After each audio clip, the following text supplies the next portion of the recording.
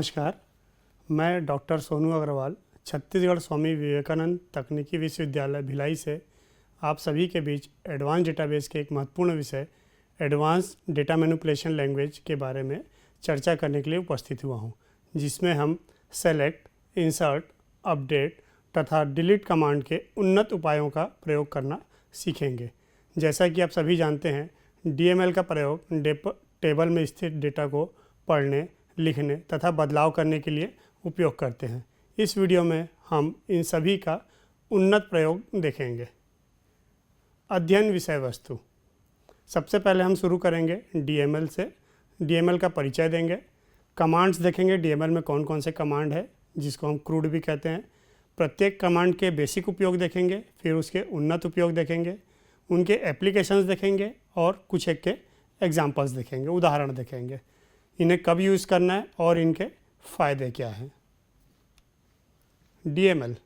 DML एक प्रकार की स्ट्रक्चर्ड क्वेरी लैंग्वेज है जिसका उपयोग डेटाबेस में डेटा को देखने, जोड़ने, संशोधित करने और हटाने के लिए किया जाता है। DML के प्रमुख कमांड निम्नलिखित है। इंसर्ट, जब भी हमें नया डेटा डेटाबेस में जोड़ना होता है तब हम इंसर्ट कमांड का उपयोग करते हैं। अपडेट, मौजूदा डेटा जो कि डेटाबेस में पहले से उपलब्ध है, यदि उसमें हमें कुछ परिवर्तन करना है तब हम अपडेट कमांड का उपयोग करते हैं। डिलीट, यह कमांड जब उपयोग किया जाता है जब हमें डेटाबेस से किसी डेटा को पूरी तरह से हटाना होता है। और सेलेक्ट, जो कि डेटाबेस से डेटा को पुनः प्राप्त करने के लिए प्रयोग किया जाता है। क्रूड, किसी भी डेटाबेस मैनेजमेंट सिस्टम में क्रूड जो होता है यह 4 मूलभूत ऑपरेशंस को संदर्भित करता है जो कि किसी भी डेटाबेस के साथ इंटरेक्शन के लिए आवश्यक होते हैं। क्रूड का जो C है उससे समझ में आता है क्रिएट मतलब बनाना।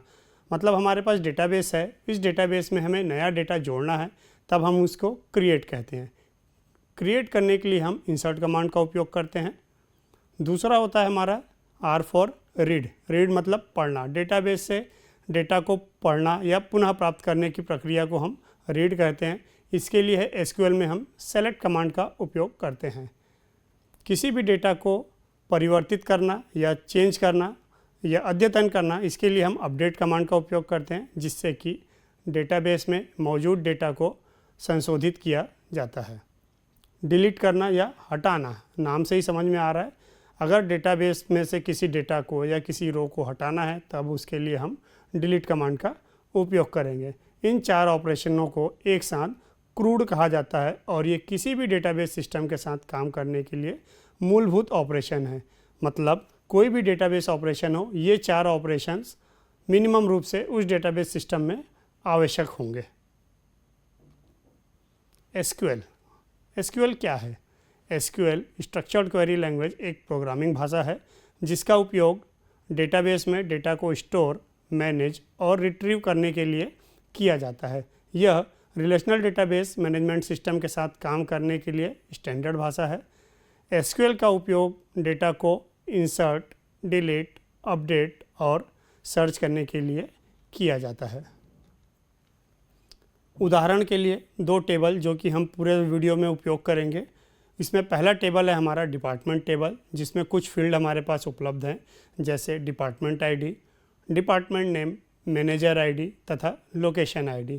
इसी प्रकार एक दूसरा टेबल भी हम उदाहरण के लिए ले रखे हैं जिसमें कुछ एक फील्ड हैं जैसे employ ID, employ name, email, phone number, hire date, job ID, salary इत्यादि। इन दोनों टेबल का प्रयोग हम आगे के वीडियो में इसको उपयोग करेंगे। Basic and advance select statement. Basic select statement का जो फॉर्मेट होता है वह होता है select star column name, then कुछ एक्सप्रेशन और उसके बाद फ्रॉम टेबल। सेलेक्ट स्टेटमेंट जो है किसी विशेष कॉलम की पहचान करता है और जो फ्रॉम है वो पर्टिकुलर टेबल की पहचान करता है जहाँ से मुझे डेटा लेना है। अगर मैं सेलेक्ट स्टार उपयोग करता हूँ मतलब मुझे सारे कॉलम की आवश्यकता है उस टेबल से, या फिर मैं कोई डिस्टिंक्ट कॉलम नेम देता हूँ तब मुझे उस पर्टिकुलर कॉलम की ही आवश्यकता है उस टेबल से। तो मुझे सेलेक्ट स्टेटमेंट जब भी उपयोग करेंगे हम दो प्रकार के इससे यूज़ कर सकते हैं, या तो स्टार के साथ या इंडिविजुअल कॉलम नेम के साथ, परंतु दोनों ही केस में हमें टेबल नेम देना आवश्यक है जिस भी टेबल से हमें डेटा को लेना है। Select statement database management system में एक महत्वपूर्ण क्वेरी है जिसका उपयोग डेटाबेस से डेटा को प्राप्त करने के लिए किया जाता है। यह भी माना जाता है कि एसक्यूएल में सबसे ज़्यादा उपयोग किया जाने वाला स्टेटमेंट सेलेक्ट ही है। सेलेक्ट स्टेटमेंट का उपयोग करके हम किसी भी टेबल से एक या अधिक कॉलम्स में एक या अधिक रो के डेटा प्राप्त कर सकते हैं। जैसे यहाँ पर एक उदाहरण दिया हुआ है, अगर मैं लिखता हूँ सेलेक्ट स्टार फ्रॉम डिपार्टमेंट, तो यह डिपार्टमेंट के चारों कॉलम को प्रदर्शित करेगा और उन चारों कॉलम में उपस्थित सभी डेटा को वो लिस्ट आउट करेगा। विशेष कॉलम का चयन करना, दूसरे उदाहरण में हम लिख रहे हैं select department ID comma location ID from department. अब यह डिपार्टमेंट टेबल के केवल दो कॉलम डिपार्टमेंट आईडी तथा लोकेशन आईडी को प्रदर्शित करेगा। अरिथमेटिक ऑपरेटर का उपयोग करना, सेलेक्ट स्टेटमेंट में कॉलम के साथ साथ विभिन्न प्रकार के ऑपरेटर्स भी उपयोग कर सकते हैं। जैसे अगर मैं चाहूँ कि मुझे एम्प्लॉय का नाम चाहिए, उसकी सैलरी चाहिए और उसकी सैलरी में कुछ इंक्रीमेंट चाहिए, तो मैं यहाँ पर लिखूँगा select last name comma salary comma salary plus 300। यह क्या करेगा कि जो सैलरी की जो वैल्यू है उसमें 300 और जोड़कर उसको प्रदर्शित करेगा। जैसा कि आप देख पा रहे हैं, ये क्वेरी उपयोग करने के बाद हमें 3 कॉलम मिल रहे हैं, लास्ट नेम, सैलरी और सैलरी प्लस 300। तो सैलरी में हमारी एक्चुअल सैलरी है जो कि 24,000 है और सैलरी प्लस 300 में इसमें 300 रुपये एक्स्ट्रा जोड़कर दिखाया गया है। ऑपरेटर प्रेसिडेंस, अगर मैं एक से अधिक ऑपरेटर उपयोग करता हूं, जैसा कि इस क्वेरी में उपयोग किया गया है 12 इंटू सैलरी प्लस 100, तो पहले मल्टीप्लिकेशन ऑपरेटर सॉल्व होगा, उसके बाद ही आपका एडिशन ऑपरेटर सॉल्व होगा। ये जो आपका बॉडमॉस का जो रूल होता है ऑपरेटर प्रेसिडेंस के लिए, वो यहाँ पर भी एप्लीकेबल होगा। मतलब यहाँ पर जो तीसरा कॉलम है वह क्या करेगा, सैलरी को पहले 12 से मल्टीप्लाई करेगा, पूरे साल भर की सैलरी निकालेगा और उसमें प्लस 100 करके डिस्प्ले करेगा। सेलेक्ट फिल्टर्स, सेलेक्ट के उन्नत प्रयोग करने के लिए विभिन्न प्रकार के फिल्टर्स वहाँ पर उपलब्ध है। इन फिल्टर्स को कीवर्ड भी कहा जाता है। जैसा कि पहला फिल्टर है ग्रुप बाई। अगर मैं चाह रहा हूँ कि जो भी सेलेक्ट ऑपरेशन है वह समान वैल्यू वाले रोज़ को एक साथ दिखाए, तो समान रोज़ वाले वैल्यू को एक साथ ग्रुप करने के लिए हम ग्रुप बाई फिल्टर का उपयोग करते हैं। इसके लिए हम लिखते हैं select column 1 comma count star from table name group by column 1। यह क्या करेगा कि कॉलम 1 में जो भी कॉमन वैल्यू होंगे उनके अकॉर्डिंग पूरे वैल्यू को एक साथ ग्रुप कर देगा। चलिए इसका एक एग्जांपल समझते हैं। अगर मैं चाहूँ कि एम्प्लॉय टेबल में प्रत्येक डिपार्टमेंट में कितने कितने एम्प्लॉय हैं यह मुझे गिनना है, तो इसके लिए मैं लिखूँगा select department comma count star from table EMP group by department. अब ये क्या करेगा, एम्प्लॉय टेबल से डेटा उठाएगा और उनको डिपार्टमेंट वाइज ग्रुप करके उनकी संख्या बताएगा। दूसरा फिल्टर है हमारा हैविंग। इसको हम ग्रुप बाय फिल्टर के साथ संयुक्त रूप से उपयोग कर सकते हैं। यह कंडीशन बताने के लिए उपयोग होता है। सपोज़ मैं ऐसे डिपार्टमेंट की संख्या या ऐसे डिपार्टमेंट के नाम जानना चाहता हूं जिसमें एम्प्लॉय की संख्या 5 से अधिक हो। इसके लिए मैं लिखूंगा select column 1 count star from table name group by column 1 having count greater than 5। ये जो कंडीशन है हैविंग काउंट ग्रेटर देन 5, यह केवल ऐसे ही डिपार्टमेंट की वैल्यू शो करेगा जिसमें 5 या उससे अधिक एम्प्लॉय उपस्थित है। डिपार्टमेंट के लिए अगर मैं इसको लिखना चाहूँ तो मैं लिखूँगा select department count star from EMP group by department having count greater than 5। यह ऐसे डिपार्टमेंट को शो करेगा जिसमें 5 से अधिक एम्प्लॉय उपस्थित हैं। तीसरा फिल्टर है हमारा order by. Order by filter जो है, जो भी परिणाम आते हैं उसे आरोही या अवरोही क्रम में उपलब्ध कराता है।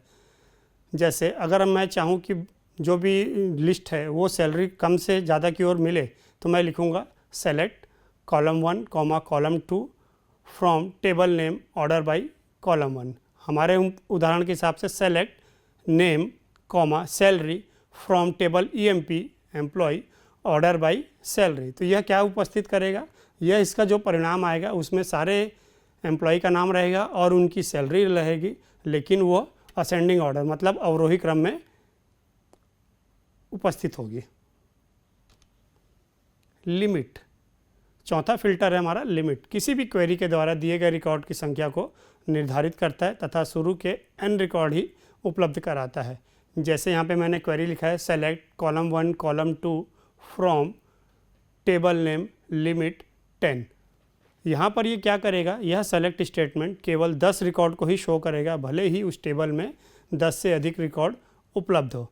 10 से कम रिकॉर्ड उपलब्ध होने की स्थिति में यह केवल उतने ही रिकॉर्ड दिखाएगा, परंतु 10 से अधिक रिकॉर्ड होने की स्थिति में केवल 10 रिकॉर्ड ही, शुरू के 10 रिकॉर्ड ही यह प्रदर्शित करेगा। अगला फिल्टर है ऑफसेट, जो कि शुरू के n रिकॉर्ड को छोड़कर आगे के रिकॉर्ड को दिखाता है। अगर मैं चाहता हूं कि मैं शुरू के 10 रिकॉर्ड को छोड़कर बाकी रिकॉर्ड देखूं तो मैं लिखूंगा select star from table name offset 10। यह क्या करेगा कि शुरू के 10 रिकॉर्ड को छोड़ करके बाकी रिकॉर्ड को प्रदर्शित करेगा। छठवां फिल्टर है डिस्टिंक्ट। जैसा नाम से ही समझ में आ रहा है, यह केवल यूनिक रिकॉर्ड को ही उपलब्ध कराता है। इसके लिए हम लिखते हैं सेलेक्ट डिस्टिंक्ट कॉलम नेम। यह कॉलम 1 के यूनिक रिकॉर्ड को ही आपको डिस्प्ले करेगा। जैसे अगर मैं चाहूँ कि एम्प्लॉय में टेबल से कितने डिपार्टमेंट है वो अगर मैं पता करना चाहूँ तो मैं लिखूँगा select department, select distinct department from EMP। तो यह केवल जितने डिपार्टमेंट हैं उनका ही नाम देगा, भले ही एम्प्लॉय टेबल में एक एक डिपार्टमेंट में 5-5, 6-6 लोगों की एंट्री हो। एज, आखिरी फिल्टर है हमारा एज। यह किसी टेबल या कॉलम को अन्य नाम देने के काम आता है। इसको हम एलियास भी कहते हैं। जैसे यहाँ पर लिखा है select column 1 as alias name from table name. मतलब कॉलम 1 तो कॉलम 1 ही रहेगा, परंतु जब वो आउटपुट देगा उस समय उसको जो भी एलियास नेम हमने दिया हुआ है वह उसके हिसाब से वो आएगा। जैसे हम चाह रहे हैं कि बोनस प्रदर्शित करना, तो हम लिखेंगे select salary into 12 as bonus from EMP। तो यह बोनस नाम का एक कॉलम बनाएगा जो कि हमारे टेबल में उपलब्ध नहीं है। इसी प्रकार हम टेबल में भी एलियास का उपयोग कर सकते हैं। अगर हम चाहें कि टेबल नेम हमारा बड़ा है, जैसे डिपार्टमेंट है, और मैं इसे D से रिप्लेस करना चाह रहा हूं, तो हम लिखेंगे डिपार्टमेंट एज D। उपरोक्त सभी कीवर्ड या फिल्टर्स को आपस में एक साथ उपयोग करके जटिल से जटिल समस्याओं के लिए भी सिंगल क्वेरी लिखा जा सकता है। Basic and advance insert statements. Insert statement, insert का प्रयोग किसी भी टेबल में अन्य डेटा जोड़ने के लिए उपयोग किया जाता है, या हम कह सकते हैं नई पंक्तियां जोड़ने के लिए किया जाता है। इंसर्ट का सिंपल सा फॉर्मेट है insert into table column 1 column 2 column 3 and so on. जो भी कॉलम में हमको इंसर्ट करना है, देन वैल्यूज़, जो भी वैल्यू हमको इंसर्ट करना है, value 1 corresponding to column 1, value 2 corresponding to column 2 and so on. परंतु इस सिंटेक्स के साथ एक समय में केवल एक ही पंक्ति डाली जा सकती है। एडवांस इंसर्ट स्टेटमेंट, पहला है हमारा इंसर्ट इनटू सेलेक्ट।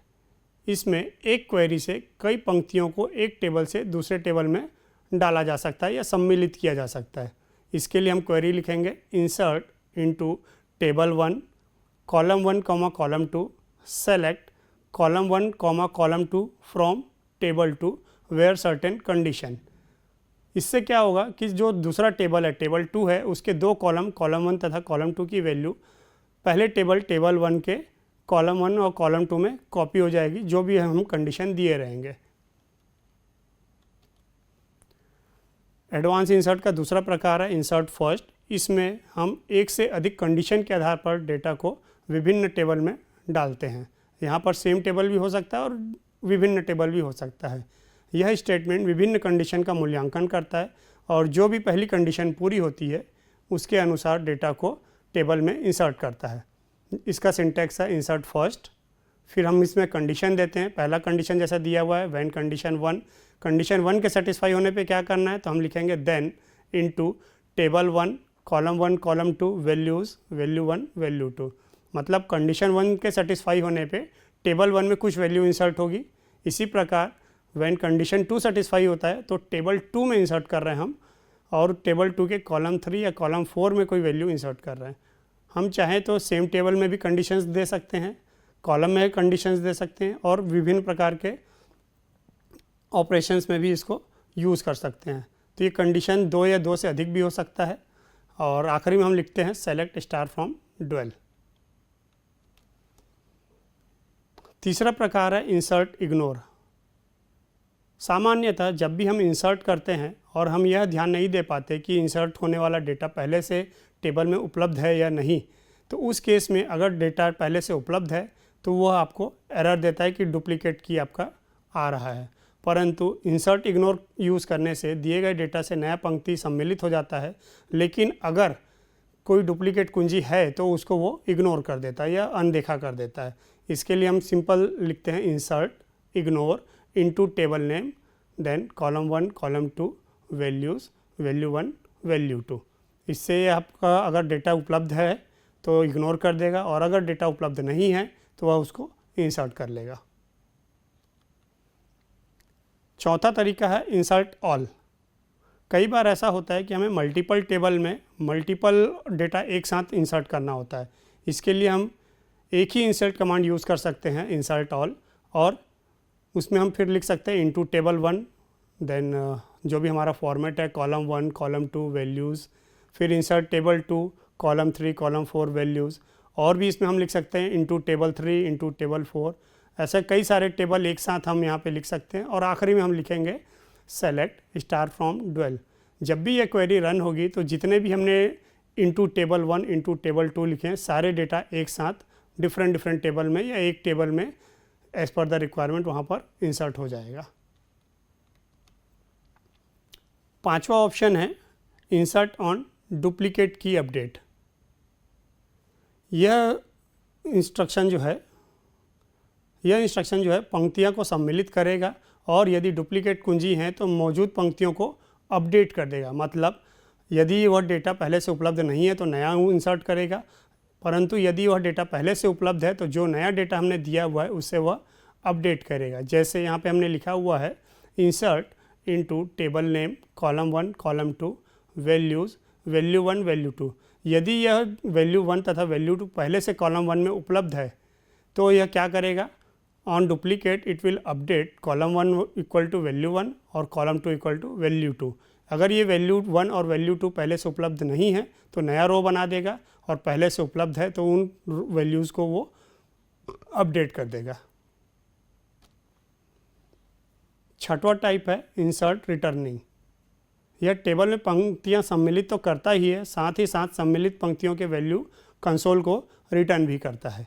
इसका लिखने का तरीका है insert into table name column 1 column 2 values, value 1 value 2, returning column 1 column 2। मतलब रिटर्निंग जो है आपका कॉलम 1 तथा कॉलम 2 के वैल्यू को वो कंसोल को वापस कर देगा प्रिंट करने के लिए, या वहाँ पर प्रिंट कंसोल में प्रिंट कर देगा। एडवांस इंसर्ट स्टेटमेंट का आखिरी है आपका इंसर्ट ओवरराइट। टेबल में नए डेटा के साथ पुराने डेटा को ओवरराइट कर देता है। इसके लिए हम लिखेंगे insert overwrite table, table name, select star from source code.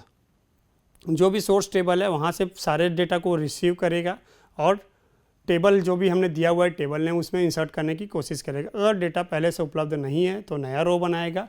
यदि वह डेटा पहले से उपलब्ध है तो जो भी इंफॉर्मेशन पहले से है उसको वो ओवरराइट कर देगा जो कि हमारा सोर्स टेबल में उपलब्ध है। Bulk insert. बहुत बार ऐसा होता है कि हमें जो एसक्यूएल या ओरेकल होता है उसमें हमें ऐसे डेटा इंसर्ट करने होते हैं जो कि हमारा नोटपैड में, वर्ड में, एक्सेल में या किसी अन्य सोर्स में उपलब्ध है। इसके लिए हम फाइल इंसर्ट या बल्क इंसर्ट का काम उपयोग लेते हैं। बल्क इंसर्ट में बल्क इंसर्ट टेबल नेम, जिस भी टेबल में हमको इंसर्ट करना है, फ्रॉम फाइल पाथ, जिस भी फाइल से हमको इंसर्ट करना है।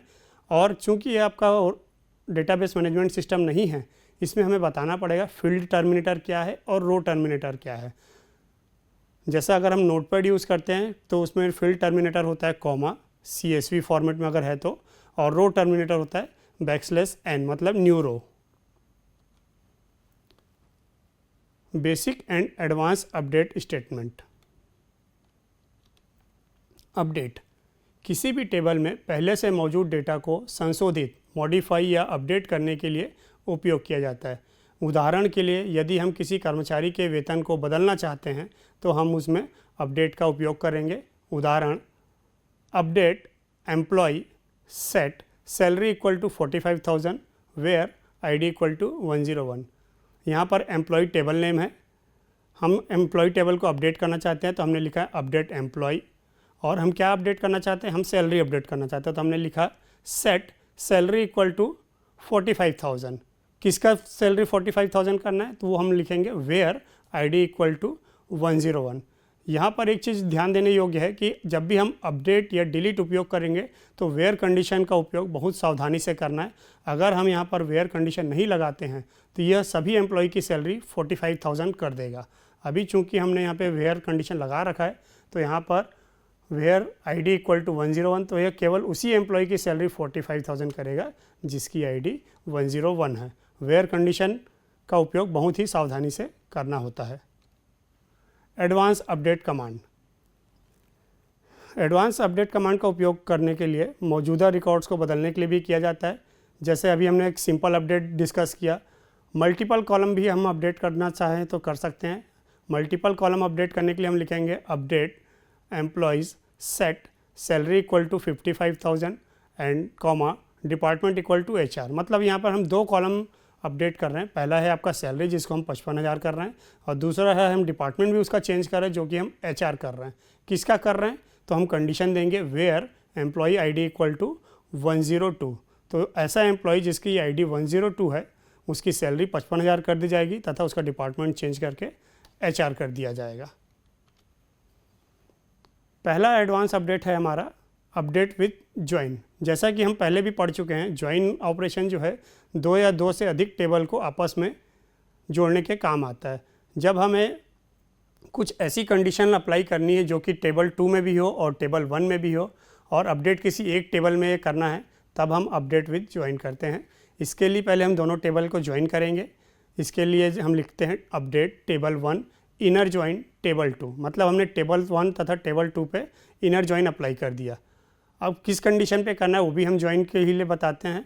On table 1 dot common column equal to table 2 dot common column. इससे हमारा ज्वाइन ऑपरेशन परफॉर्म हो चुका है।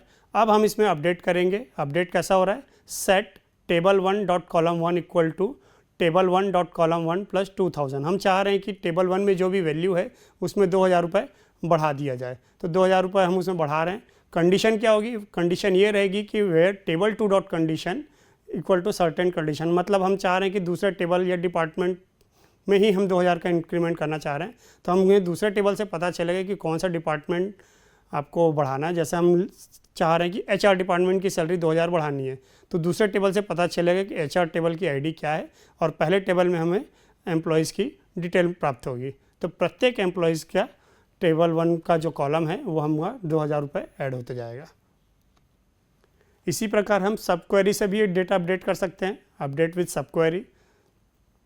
इसके लिए हम लिखेंगे set column 1 equal to select. तो जो सेलेक्ट है वो हमारा सब क्वेरी कहलाएगा और अपडेट टेबल 1 जो है हमारा मुख्य क्वेरी कहलाता है।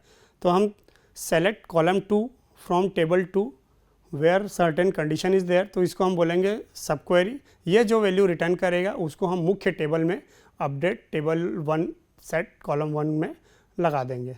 फिर से मैं वही चीज़ बोल रहा हूँ, वेयर कंडीशन ध्यान से दें। यहाँ पर मैंने वेयर कंडीशन लिखा है।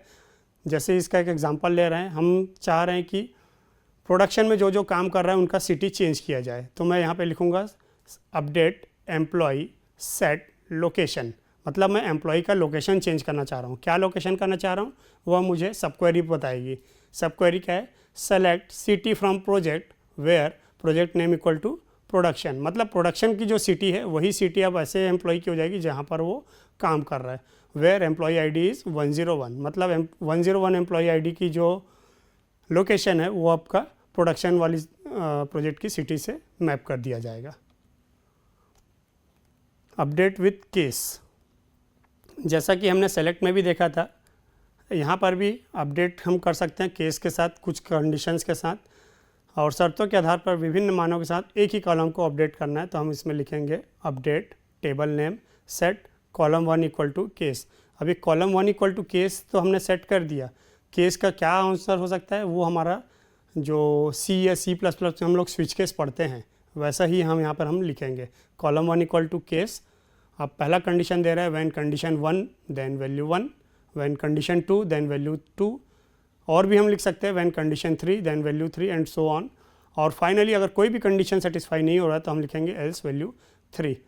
तो जो भी कंडीशन सेटिस्फाई होगी उसका वैल्यू वहाँ पर कॉलम में सेट होगा। इसको हम एक एग्जाम्पल के या उदाहरण के हिसाब से समझते हैं। इसमें हम एक एम्प्लॉय टेबल को अपडेट करना चाह रहे हैं जिसमें सभी की सैलरी हम चेंज करना चाह रहे हैं, परंतु वहाँ पर जो सैलरी का जो कंडीशन है वो यह है कि अगर 2 साल से कम एक्सपीरियंस है तो 1.05 मल्टीप्लाई किया जाए, या 2 से 5 साल के बीच का एक्सपीरियंस है तो 1.1 मल्टीप्लाई किया जाए, या फिर 5 या 5 से अधिक साल का एक्सपीरियंस तो उसमें 1.15 मल्टीप्लाई किया जाए। तो इसके लिए हम लिखेंगे update employee set salary equal to case when experience is less than 2 then salary into 1.05, when salary between 2 and 5 then salary into 1.15 as salary into 1.15 and where department ID equal to 101। अब तो जो 101 employee है उसका हम check करेंगे उसका experience कितना है। अगर उसका एक्सपीरियंस 2 साल से कम है तो 5% इंक्रीमेंट होगा, 2 से 5 साल के बीच में तो 10% इंक्रीमेंट होगा, अदरवाइज उसका 15% इंक्रीमेंट लगेगा। अपडेट विथ लिमिट, यहाँ पर भी सेलेक्ट के हिसाब से ही केवल कुछ पंक्तियों को ही अपडेट करना है तो हम इसको लिमिट लगा सकते हैं। इसमें जो भी हम लिमिट नंबर देंगे, जैसे मैंने लिखा where condition and limit number 5, तो यह क्या करेगा, यह टेबल में अपडेट करेगा, column 1 equal to value 1 set करेगा, लेकिन केवल शुरू के 5 वैल्यू के लिए, या जो भी हमने वैल्यू दिया लिमिट n अगर हम देते हैं तो n शुरू के n वैल्यू को ही वो अपडेट करेगा। अपडेट विथ बल्क, बड़ी मात्रा में डेटा को अपडेट करने के लिए एक कुशल तरीका है। इसके लिए हम लिखते हैं bulk update table name set column 1 equal to value 1 where certain condition. यह बहुत सारे रोज़ को एक साथ यह अपडेट कर देगा। अपडेट विथ आउटपुट, अपडेट किए गए रिकॉर्ड्स के पहले और बाद के वैल्यू को आउटपुट करने के लिए हम यह फंक्शन उपयोग करते हैं। इसमें हम लिखते हैं update table name set column 1 equal to value 1 output inserted output deleted where certain condition. तो यह क्या करेगा, पहले तो डेटाबेस से रिट्रीव करेगा कि इंसर्ट करने से पहले क्या डेटा था, और अपडेट करने के बाद जो भी डेटा डिलीट हुई है वो डेटा क्या है। तो जो अपडेट हुई है और जो डिलीट हुई है दोनों डेटा को कंसोल को रिटर्न करेगा और कंसोल में यह प्रिंट कराया जाएगा। Basic and advance delete statement, delete किसी भी टेबल से डेटा को हटाने के लिए उपयोग किया जाता है। उदाहरण के लिए यदि आप किसी कर्मचारी की जानकारी को हटाना चाहते हैं तो हम डिलीट का उपयोग करेंगे। सिंपल डिलीट के लिए हमारे पास स्टेटमेंट है delete from employee where ID equal to 101। पुनः यहाँ पर कहना चाहूँगा वेयर कंडीशन यहाँ पर भी अति आवश्यक है। यदि हम यहाँ पर वेयर कंडीशन नहीं लगाते हैं तो यह एम्प्लॉय टेबल के सारे रो को डिलीट कर देगा। यहाँ पे हमने लिखा है वेयर आईडी इक्वल टू 101, तो यह केवल 101 आईडी वाले एम्प्लॉय का डेटा ही डिलीट करेगा। डिलीट कमांड, एसक्यूएल में डिलीट स्टेटमेंट का उपयोग करके आप टेबल में से एक या एक से अधिक रिकॉर्ड भी डिलीट कर सकते हैं।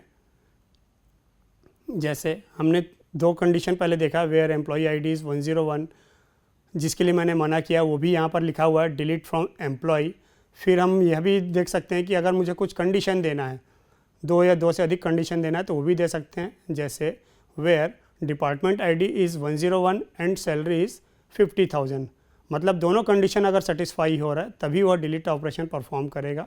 यहाँ पर बाकी लॉजिकल ऑपरेटर भी यूज़ कर सकते हैं, और हो गया, एंड हो गया, एक्सएंड हो गया, एक्स और हो गया, नॉट हो गया इत्यादि सारे लॉजिकल ऑपरेशन हम यहाँ पर परफॉर्म कर सकते हैं। Advance delete commands, advance delete के लिए पुनः हम यहाँ पे पहला है डिलीट विथ ज्वाइन। इस तरह हम 2 या 2 से अधिक टेबल को जोड़कर जो रिजल्टेंट टेबल मिलेगा उस टेबल में डिलीट ऑपरेशन परफॉर्म कर सकते हैं। जैसा कि यहाँ पर लिखा हुआ है delete from employee inner join department E dot department equal to D dot department where department name equal to HR। Department जो नेम जो है हमारा डिपार्टमेंट टेबल में उपलब्ध है और एम्प्लॉय जिसका हम डिटेल में डिलीट करना है वो हमारा एम्प्लॉय टेबल में, इसलिए हमें दोनों टेबल को पहले ज्वाइन करना है। कंडीशन हमने लगाया D dot department name equal to HR और हमें डिलीट क्या करना है, डिलीट फ्रॉम एम्प्लॉय।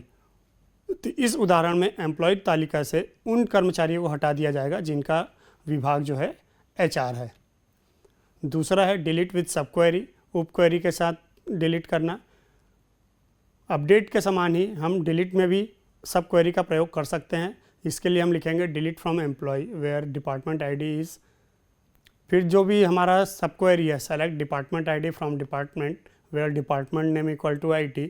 यह जो भी ID रिटर्न करेगा वही ID को हम मुख्य क्वेरी में डिलीट करने के लिए उपयोग करेंगे। इस उदाहरण में एम्प्लॉय तालिका से उन कर्मचारियों को हटा दिया जाएगा जिनका विभाग IT है। डिलीट विथ एग्जिस्ट, उप क्वेरी के साथ एग्जिस्ट का उपयोग करके भी हम रिकॉर्ड को डिलीट कर सकते हैं। इसके लिए जो एग्जिस्ट कमांड होता है वो हम लिखेंगे delete from employee where exist select one from department D where E dot department equal to D dot department and. Condition है हमारा D dot department name equal to finance. तो यहाँ पर क्या करेगा, एम्प्लॉय टेबल में उन कर्मचारियों को हटा देगा जिनका विभाग जो है फाइनेंस है।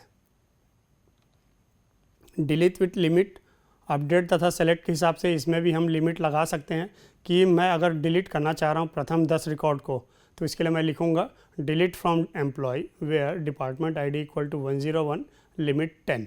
तो यह क्या करेगा, ऐसे डिपार्टमेंट वाले ID या ऐसे डिपार्टमेंट के एम्प्लॉय जिनकी ID 101 है उनको डिलीट करेगा, परंतु पूरे रिकॉर्ड को ना डिलीट करके केवल प्रथम 10 एम्प्लॉय को ही ये डिलीट करेगा। डिलीट विथ पार्टीशन, यह कमांड केवल SQL सर्वर में ही उपलब्ध है। यह विशिष्ट पार्टीशन से डेटा हटाता है। इसके लिए हमें पार्टीशन स्पेसिफाई करना पड़ता है कि कौन से पार्टीशन से डेटा हटाना है। इसमें हम लिखेंगे delete from employee where department ID equal to 101 with partition, मतलब हम यहाँ पे पार्टीशन नेम भी देंगे। तो डिलीशन तो नॉर्मली होगा, डिपार्टमेंट ID 101 वाले कर्मचारी को हटाएगा, परंतु केवल और केवल दिए गए पार्टीशन से ही हटाएगा। डिलीट विथ कैस्केड, जनरली ये होता है कि अगर हमारे टेबल में फॉरेन की तथा प्राइमरी की के साथ बॉन्डिंग है तो यह माना जाता है कि अगर मैं किसी भी प्राइमरी की को डिलीट कर रहा हूँ तो उसके साथ संबद्ध जितने भी फॉरेन की इंफॉर्मेशन है दूसरे टेबल में वह भी डिलीट होना चाहिए। तो ऐसा डिलीट करने के लिए जब हम क्रिएट करते हैं ये टेबल को तो उसमें ये चीज़ हम कंस्टेंट डाल देते हैं कि अगर ये की जो है मेरा ये की फॉरेन की है और यह संबंधित है किसी प्राइमरी की से, अगर उस प्राइमरी की को डिलीट किया जाएगा तो यह 100 में ही डिलीट हो जाएगा। इसके लिए हम लिखते हैं alter table employee add constraint FK department, मतलब यहाँ पर डिपार्टमेंट जो है फॉरेन की है, देन कहाँ से फॉरेन की है वो बताना है, डिपार्टमेंट ID कहाँ पर है वो भी हमको देना है, रेफरेंस डिपार्टमेंट में डिपार्टमेंट टेबल में, ऑन डिलीट कैस्केड, मतलब डिपार्टमेंट टेबल में अगर डिपार्टमेंट ID डिलीट की जाती है तो जो आपका एम्प्लॉय टेबल है उसमें उस संबंधित डिपार्टमेंट के सभी एम्प्लॉय का डेटा भी डिलीट कर दिया जाएगा। डिलीट विथ ट्रंकेट, सामान्यतः ट्रंकेट का उपयोग नहीं किया जाता है। इसका उपयोग जब किया जाता है जब हम डेवलपमेंट फेज से डिप्लॉयमेंट फेज में जा रहे हैं। डेवलपमेंट फेज में क्या होता है कि हम वहाँ पर उस टेबल में कुछ डमी रिकॉर्ड एंट्री किए रहते हैं, तो डिप्लॉय करने से पहले उन सारे रिकॉर्ड को हमको टेबल से हटाना होता है। इसके लिए हम ट्रंकेट टेबल यूज़ करते हैं। तो ट्रंकेट देन टेबल और टेबल नेम, इससे क्या होगा, ट्रंकेट उस पर्टिकुलर टेबल से स्कीमा को छोड़ करके सभी रोज़ को डिलीट कर देगा, जो कि तेज़ होता है, परंतु यह पारंपरिक डिलीट के समान नहीं है क्योंकि ये सारे इंडेक्सिंग, सारे रोज़, सारे इन्फॉर्मेशन को यह डिलीट कर देगा और केवल एक ब्लैंक टेबल को ही छोड़ देगा। उन्नत DML के फ़ायदे, विभिन्न प्रकार के एडवांस DML जिसका उपयोग हमने अभी देखा, इसके उपयोग से अधिक प्रभावी तरीके से डेटाबेस में डेटा को देखने, जोड़ने, संशोधित करने और हटाने के लिए किया जाता है, जिससे जटिल से जटिल कार्यों को एक ही SQL क्वेरी में आसानी से किया जा सकता है। उन्नत DML के फ़ायदे, विभिन्न प्रकार के एडवांस DML जो कि हमने अभी देखा, जिसका उपयोग करके अधिक प्रभावी तरीके से डेटाबेस में डेटा को देखने, जोड़ने, संशोधित करने और हटाने के लिए किया जा सकता है, जिससे जटिल से जटिल कार्यों को एक ही सिंगल एसक्यूएल क्वेरी के उपयोग से आसानी से किया जा सकता है। मुझे उम्मीद है कि आप सभी ने उन्नत डीएमएल के विषय को समझ लिया है। आप सभी के उज्जवल भविष्य की कामना के साथ मैं डॉक्टर सोनू अग्रवाल, समन्वयक डॉक्टर अंकित अरोरा तथा सह समन्वयक डॉक्टर रोहित मीरी के साथ व्याख्यान को यहाँ पर विराम देता हूँ। धन्यवाद।